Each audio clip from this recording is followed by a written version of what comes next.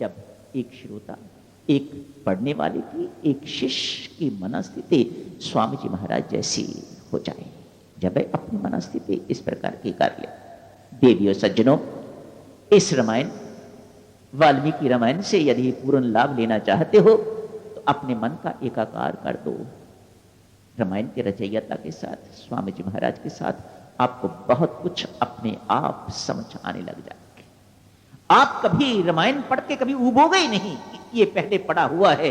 हर पृष्ठ पर आपको कोई ना कोई नई चीज नित्य मिलती रहेगी। करके देखिए। आगे बढ़ते हैं। महर्षि वाल्मीकि के बारे में स्वामी जी महाराज ने थोड़ा यहां भिन्न लिखा है। जो कथा हम महर्षि वाल्मीकि जानते हैं वे स्वामी जी महाराज ने यहां नहीं लिखी, कहीं और चर्चा करी है। प्रवचन पीयूष पढ़ें तो उसमें स्वामी जी महाराज ने चर्चा करी हुई है कि ये एक लुटेरा था, ठग था, इत्यादि इत्यादि। आज उसी चर्चा को पुनः आपकी सेवा में दोहराता हूं, इसलिए नहीं कि आप इसे जानते नहीं, आप इस कहानी को बहुत अच्छी तरह जानते हैं। बच्चा बच्चा इस कहानी को जानता है, लेकिन जानने का क्या फायदा यदि हमारे जीवन पर वह उतरी नहीं अभी तक। वह प्रभाव तो तनिक भी दिखाई नहीं देता। हम तो वैसा ही, जो गलती वाल्मीकि ने करी थी वह गलती हम नित्य निरंतर करते आ रहे हैं, उस गलती से हम अभी तक बाज नहीं आए।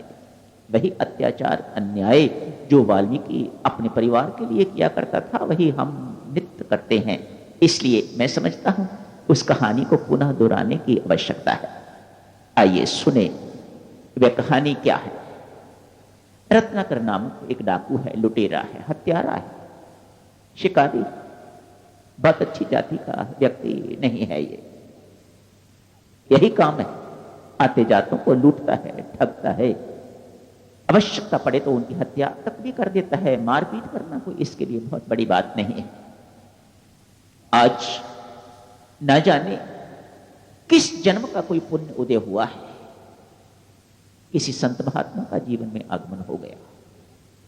परमेश्वर की कृपा होती है, संतों महात्माओं की अपनी कृपा होती है, तब जाके बेशक लोग कहें कोई हमारा पिछले जन्म का पुण्य होगा, वह कौन जानता है।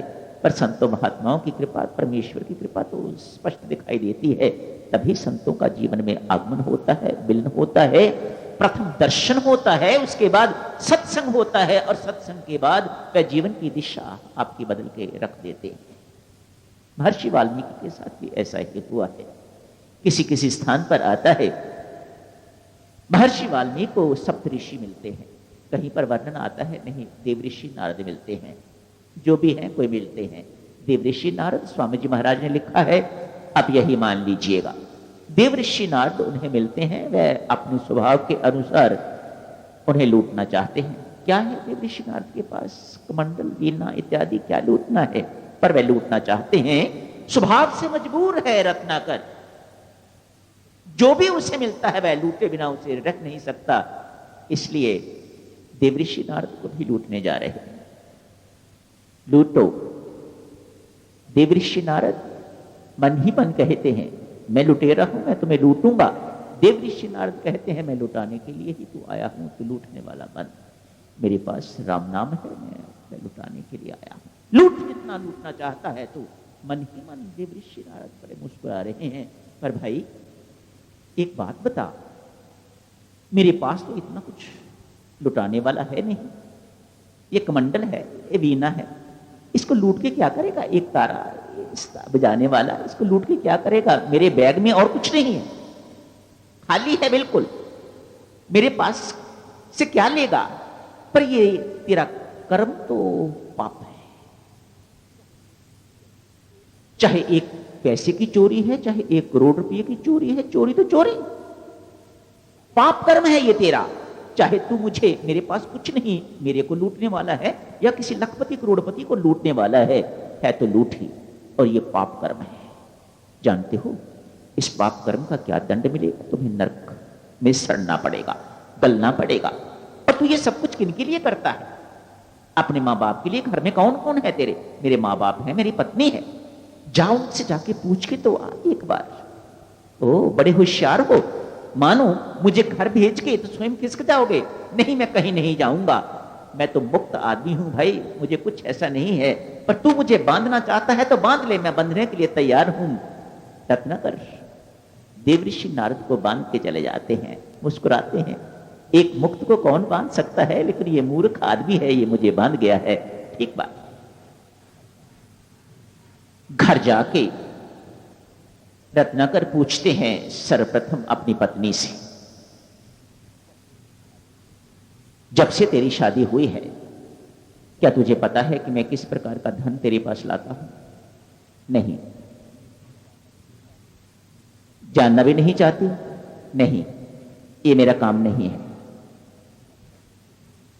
पत्नी का धर्म यही है, जो तू कुछ तू लाके दे उससे तेरी सेवा की जाए, उससे सामग्री इत्यादि मंगवा के, अनाज इत्यादि मंगवा के, खाना बना के तुझे दिया जाए। ये उसका सरोकार नहीं है। पैसा कहां से आ रहा है, कैसे आ रहा है, किस प्रकार का पैसा है, ये मेरा सरोकार नहीं है। मैं अनपढ़ हूं, मैं इन चीजों को जानती नहीं, मुझे इन चीजों का बोध नहीं। तू जैसे मर्जी ला, ये तेरा कर्तव्य बनता है कि मेरा पालन पोषण करना, और मेरा कर्तव्य बनता है तेरी सेवा करना। मैं कर रही हूं, तू कैसे कर रहा है ये तू जान, तेरा काम जान। क्या अर्थ है इसका? यदि पाप की कमाई घर में आती है तो तू मेरी हिस्सेदार नहीं? नहीं, बिल्कुल नहीं।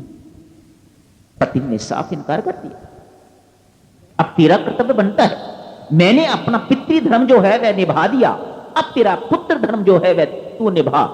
कैसे निभाएगा, ये मेरा सरोकार नहीं है। मैंने तुझे नहीं बताया कि मैंने तुझे कैसा पालन पोषण किया है, मैंने अपना कर्तव्य कर्म तेरे किस कमाई से किया है, मैंने तुझे नहीं समझाया। और मैं ये भी नहीं जानना चाहता कि तू किस प्रकार से अपना कर्तव्य निभा रहा है। तेरा जो धर्म बनता है, जो कर्तव्य बनता है, वह तू निभा। जैसा निभाएगा, जैसा करेगा, वैसा भरेगा। मैं उसमें हिस्सेदार बिल्कुल नहीं। उसी वक्त रत्नाकर एक क्षण के लिए भी घर में नहीं ठहरा, बिना कुछ कहे हुए वापस भागता भागता देवऋषि नारद के आके चरणों में पड़ गया है। महाराज, मैं तो इसे कुछ और ही समझता था, आपने तो मेरी आंखें खोल दी। मेरा कल्याण कीजिए महाराज, मेरा उद्धार कीजिएगा। मैं आपकी चरण शरण में हूं महाराज, मैं अब घर नहीं लौटने वाला। मुझे मानो घर वालों ने धक्का दे दिया है, धिक्कार दिया है मुझे, दुत्कार दिया है मुझे, ठुकरा दिया है मुझे। मैं अब घर नहीं लौटने वाला। यदि वे मेरा हिस्सेदार ही नहीं बनने वाले तो मानो वे स्वार्थी हैं। मैं कुछ और ही समझता रहा, कुछ इस प्रकार की बातचीत थी मेरे मन में। मैं बुद्धू रहा, मैं समझ नहीं सका। आज मेरी मति ठीक हो गई है महाराज, मेरा उद्धार कीजिएगा, मुझे उपदेश दीजिएगा, मुझे अपने श्री चरणों में रख लीजिएगा। देवऋषि नारद उसे राम नाम की दीक्षा देते हैं। बेचारा राम नाम जिंदगी भर मरा मरा, मारो मारो मारो मारो मारो, लूटो करता रहा है। राम शब्द ठीक ढंग से नहीं निकलता। देवऋषि नारद कहते हैं कोई बात नहीं, तू जल्दी जल्दी मरा मरा बोलता जा, अपने आप राम राम निकलता जाएगा। उसने, रत्नाकर ने वहीं पर बैठ के किसी एक स्थान पर तपस्या करने आरंभ कर दी है। इतनी तपस्या करी है, इतनी तपस्या करी है, एक ही स्थान पर बैठ के उसके ऊपर जैसे सर्प की बिंबी होती है ना, आपने देखा होगा, गांव के लोग कहीं इधर उधर निकलते हैं, देखते हैं सर्प की बिंबी, आपको पता लग जाता है कि ये इसके अंदर सर्प रहता है। ऐसी ही बिंबी उसके ऊपर बन गई। बल्मीक नाम का एक कीट होता है, वह आके उसने मिट्टी इकट्ठी कर कर कर कर कर कर करके बिल्कुल बिंबी की शक्ल जैसे होती है वैसे बना दी। इसी से उनका नाम महर्षि वाल्मीकि पड़ गया। कल का रत्नाकर आज का महर्षि वाल्मीकि बन गया। वर्षा हुई, ये धुली, उसके बाद उन्होंने अपने हाथ पांव इस प्रकार से पसारे तो उससे सुंदर महर्षि वाल्मीकि जी महाराज निकले, रत्नाकर नहीं। पुनः देवऋषि नारद का एक बार आगमन हुआ। नाम की कमाई जब की जाती है भक्तजनों तो गुरु दर्शन होते रहते हैं, नाम की कमाई ना हो तो गुरु दूर रहता है। पुनः देवऋषि नारद ढूंढते ढूंढते अपने शिष्य को मिलने के लिए आए हैं। नाम की कमाई करी है, तप किया है, तपस्या करी है, त्याग किया है, आज गुरु एक शिष्य के दर्शन करने के लिए, मिलने के लिए, आशीर्वाद देने के लिए पुनः आ गए हैं। बातचीत हुई, कुछ एक प्रश्न पूछे महर्षि वाल्मीकि ने, देवऋषि नारद उनका उत्तर देते हैं। आज आपने पढ़ा सर्वगुण संपन्न कौन है, तो वह बताते हैं। अनेक सारे प्रश्न हैं, एक एक का उत्तर देते हैं। इस प्रकार से रामायण जी की रचना का शुभारंभ होता है। महर्षि वाल्मीकि रामायण जी की रचना इस प्रकार से प्रोत्साहन पाके, उधर से ब्रह्मा जी का संकेत मिलता है तो रामायण जी की रचना का आरंभ होता है। और इतनी मोटी मोटी 3-4 पुस्तकें रच दी महर्षि वाल्मीकि ने संस्कृत में, जिनका अनुवाद करके कविता रूप में स्वामी जी महाराज ने आपके सामने 600 पृष्ठ की पुस्तक जो है वह प्रस्तुत करी है। आइए भक्तजनों, जो ये 5-1 मिनट रह गए हैं बाकी, इस रामायण पर ही चर्चा। रामायण अर्थात राम का घर, राम जो हमारे घर, क्या अभिप्राय है इसका? भक्तजनों, ये व्यक्ति जब तक भूलता रहता है तब तक शरीर है। जैसे ही अपनी याद आती है मैं कौन हूं, तो फिर अपने घर की भी याद आती है। जिस बुद्धि ने हमें इस प्रकार की प्रेरणा दी है, सत्य को भुला दिया है, परमेश्वर को भुला दिया है और बाकी सब कुछ इकट्ठा करवा दिया है, संत महात्मा कहते हैं ऐसी बुद्धि को अत्याचारी बुद्धि समझो, शत्रु बुद्धि समझो। ये आपकी मित्र नहीं है, ये आपकी सर्वनाश करने वाली है, करके रहे। इसने परमेश्वर का विस्मरण करवा दिया, सत्य का विस्मरण करवा दिया और बाकी चीजों में आपको उलझा के रखा। बाकी चीज एक ही रहती है जिसे संसार कहते हैं। संसार में जिस बुद्धि ने उलझा के रख दिया वह बुद्धि शत्रु है, अत्याचारी है, वह मित्र बुद्धि नहीं है। इस बुद्धि को संसार में उलझाने के लिए नहीं, इस संसार को पार पाने के लिए प्रयोग करिएगा और वह आपको अपने घर की ओर जो है वह ले जाएगी। सेकेंड वर्ल्ड वॉर की बात है, एक सैनिक बहुत बुरी तरह से कहीं घायल हो गए। इतने घायल हुए, पट्टी बट्टी करने के बाद, उपचार करने के बाद बाकी तो सब कुछ ठीक हो गया, लेकिन स्मृति जो है वह टोटल मेमोरी लॉस। जो कुछ नाम निशान इनका होता है वो फीता इत्यादि लगाया हुआ जिस पर नाम इत्यादि लिखा होता है, आइडेंटिटी कार्ड, जो कुछ भी इनके पास पता नहीं कहां है कहां नहीं है। इस व्यक्ति को किसी को पता नहीं लग रहा है इसका घर कहां है, गांव कहां है।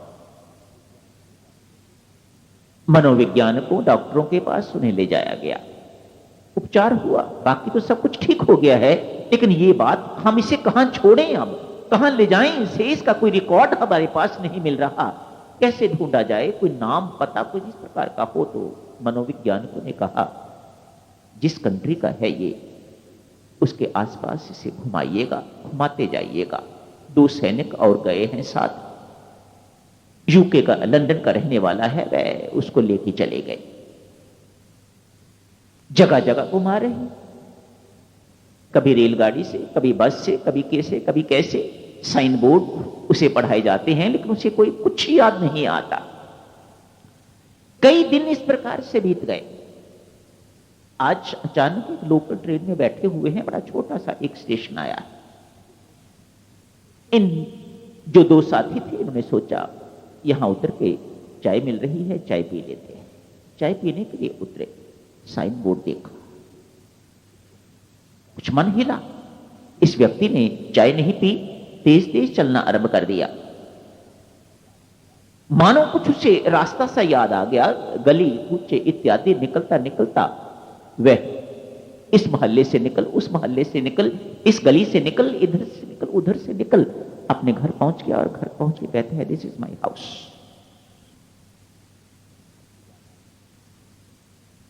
की याद आ गई। भगवान ने अर्जुन को कई घर दिखाए, ज्ञान का घर दिखाया, कर्म का घर दिखाया, भक्ति का घर दिखाया, लेकिन उसे अपना घर याद नहीं आ रहा। कहां जाना है, कहां उसका घर है, उसे घर याद नहीं आ रहा।